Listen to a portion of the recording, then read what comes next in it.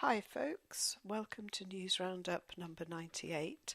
It's a bank holiday weekend in England today, this weekend.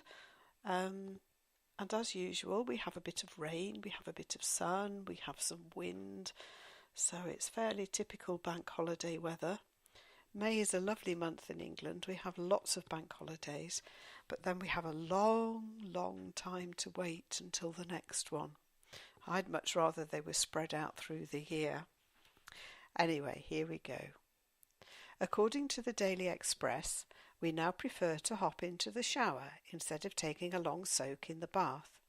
A survey by bathroom manufacturer Ideal Standard reveals that almost a quarter of the nation no longer takes a soak in the tub, and 1 person in 10 showers more than once a day. The average Briton spends 8 minutes and 5 seconds in the shower each day.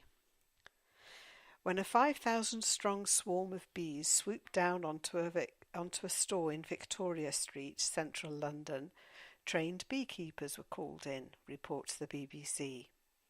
The bees were smoked out after gathering around a sign in front of the store and moved to nearby Westminster Cathedral, where they will be looked after by beekeepers on the church's roof. One of the beekeepers said, "We have either had a virgin queen or an old queen. She has left the nest and she has brought the swarm and settled on the shop front." Bees on Roofs reminds me of a book which I highly recommend, and I can't remember what it's called. I'll try and find the link and put it on for you. Not something I've ever been tempted to indulge in, but it seems that London has been named the selfie capital of the world. The Daily Mirror says the city has beaten the likes of New York and Paris to first place, according to social media analysis from suggestme.com, looking at networks including Twitter, Facebook and Instagram. Popular spots were Buckingham Palace, Big Ben and the London Eye. And, according to the Daily Mail, the Yorkshire spa town of Harrogate has come top in a happiness survey.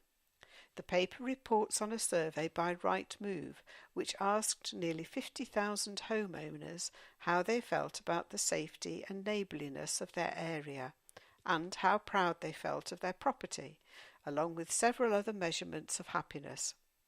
Harrogate Mayor, Councillor Michael Newby, said, "The district has some of the most beautiful countryside in the UK, if not in Europe and beyond. And there is also a great community feel, which certainly makes life a lot happier for many people." I've been to Harrogate and it is really lovely, so if you ever come over to England, pop it on your list of places to go to. A tortoiseshell moggy called Poppy has been officially recognised as the world's oldest cat. Poppy, who lives in Bournemouth, Dorset, is 24, the equivalent to 114 human years, and the Mirror says she has been recognised by Guinness World Records.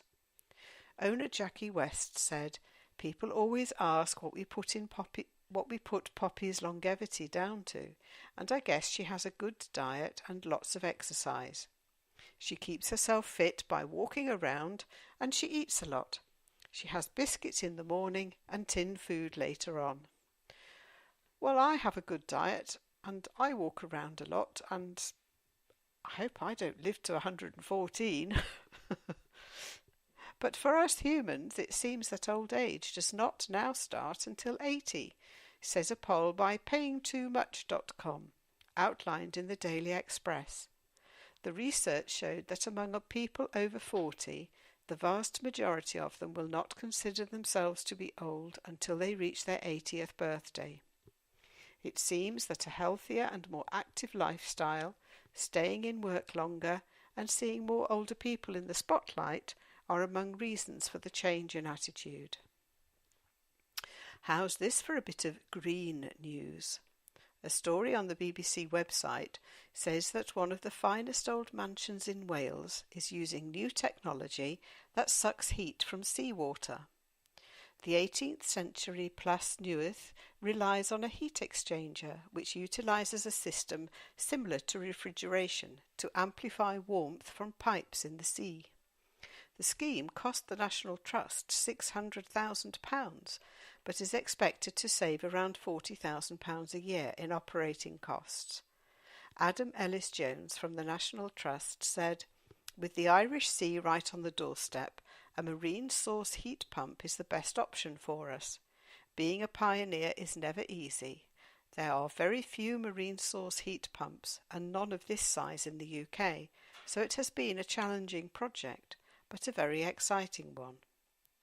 So if we take that one step further and think, well, England is an island surrounded totally by sea, that would be good, wouldn't it? I hope you enjoyed it, and I'll speak to you soon. Bye.